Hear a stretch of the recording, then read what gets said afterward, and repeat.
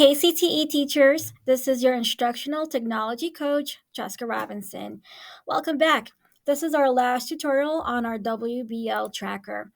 In this video, I will walk you through how to manage student transitions in your WBL tracker. Remember, we all need to keep accurate records while accommodating students leaving or joining the program.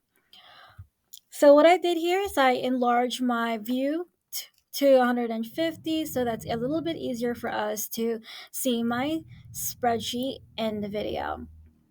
Now, remember Stephanie?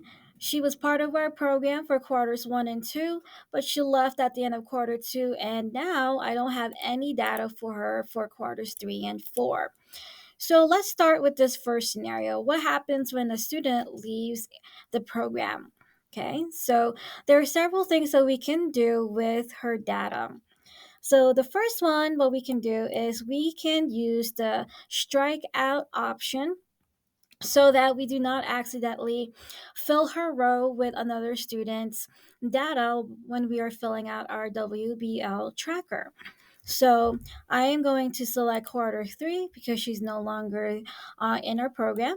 And I will select Stephanie's row, which is row six. And what I will do is I will strike out her name first. So what I can do, in case you are not familiar with the help feature here, we can go over to the help feature under the menu bar, click or select search the menus, and then we're just going to type out strike, and that will automatically fill the field with strike through text.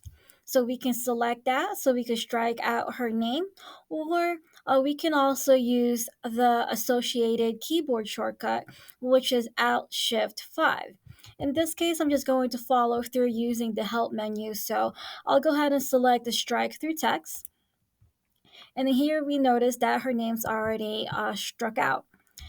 Then what I might do is I'll go back and fill the rest of the categories with a zero. I notice that any data that I put in after that will also be struck out.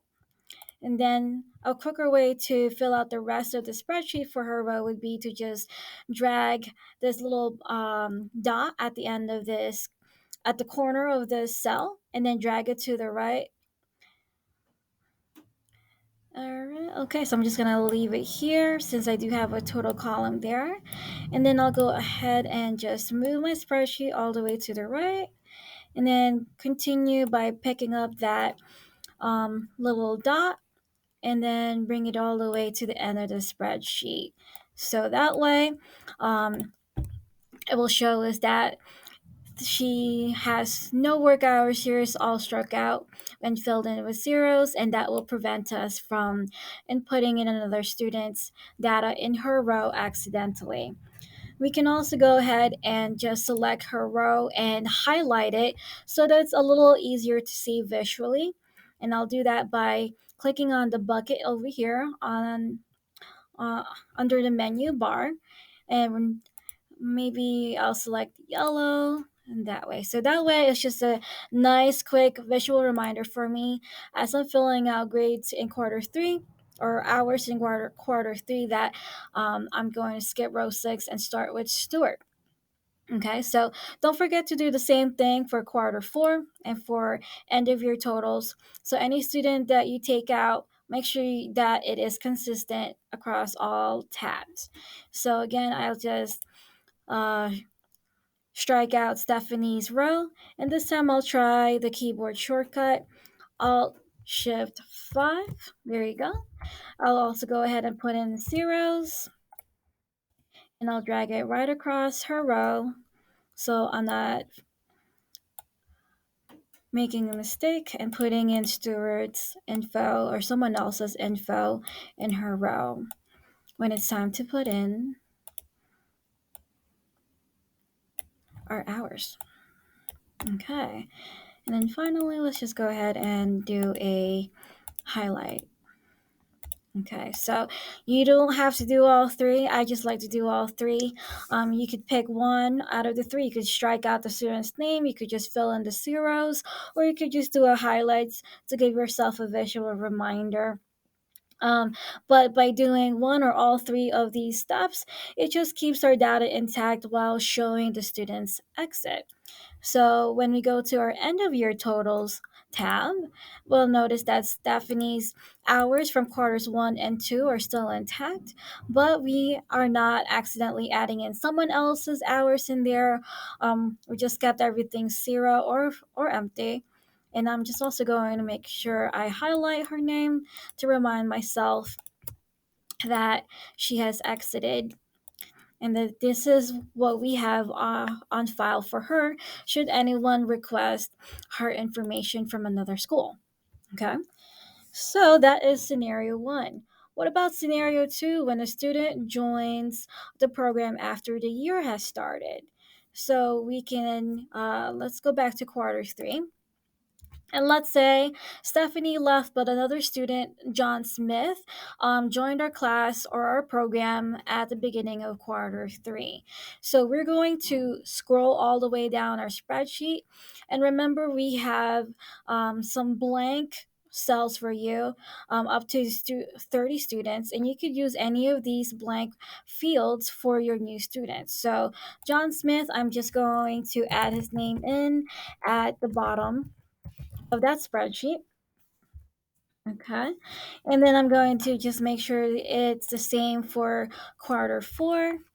He is student 22, and student 22 is now John Smith. And same thing for end of year totals. Oh, there he is. Okay, and I did that before in case you were wondering. It didn't just automatically show up. I had that in another video. So John Smith is now our 22nd student. So we don't need to go back to quarters one and two because he wasn't there prior, right? Just adding him in where he shows up. So now we've scrolled down to the bottom of the spreadsheet. We've inputted his name, and then we'll just go ahead and start adding his own hours. So by putting the new students at the bottom of the spreadsheet, it helps us maintain previous data integrity. So I know we'd like to make this alphabetical order, but we can't at this point because the students who were there before in quarters one and two already have their data in place. So from now on, we're just going to add as is at the bottom for the rest of the spreadsheet.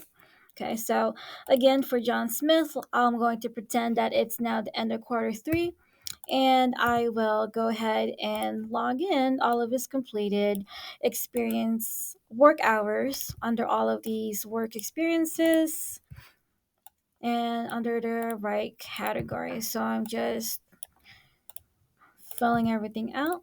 And remember, it calculates the total hours for career awareness. Let's just pretend that he completed 10 hours for job shadowing, and we remember that that cell will notify you that he's met that 8 hours by changing color. So he's logged in 18 hours total for the end of quarter three. And then let's just go ahead and fill out his information in quarter four. So I'm going to fast forward time and pretend that I'm putting in his hours completed so that you can see his end of year totals.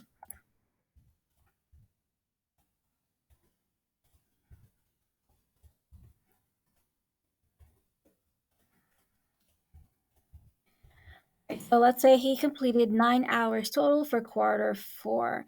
So end of year totals.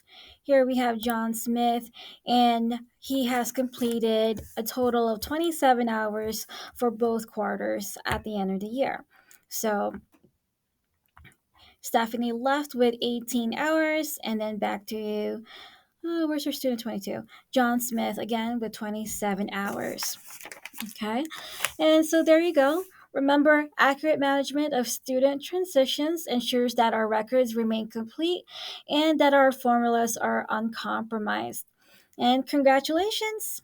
You are now equipped to handle student transitions with confidence. Remember to reach out if you have any questions or need further guidance, you can reach out to me by clicking on the video support page. All of the videos that you've seen on how to use the WBL tracker, how to customize it, how to log in student work hours, and how to manage student transitions can be found here on the first tab. And if you do need to get hold of me, you can also click on my booking calendar and select the best time for you, and I'll meet you online through WebEx. All right. So, thank you for joining me in this mini video series on the WBL tracker. I'll see you next time. Have a good one.